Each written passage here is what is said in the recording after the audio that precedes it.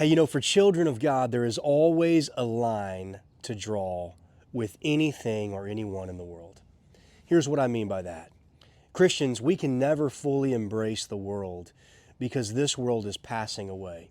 Good or bad, this world is never what fulfills us nor gives us purpose. You know that.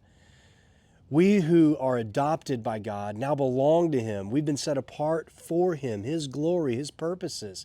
We've been given a new identity.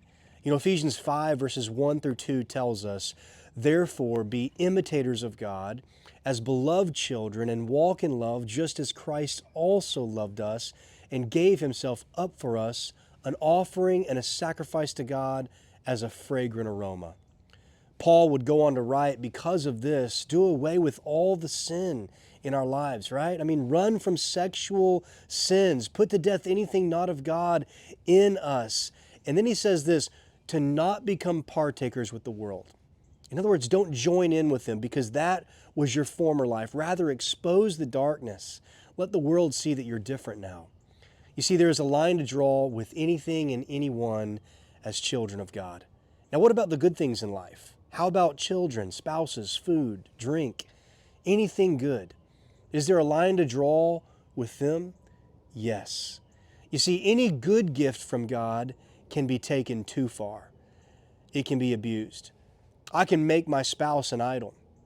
I can worship my children by putting their interests above God's. I can make food or drink my comfort rather than the purpose and peace I have in Jesus. You see, with anything or anyone, there is always a line that is drawn that we as God's children should never cross. Paul's instruction to the Ephesians was simple. Love God.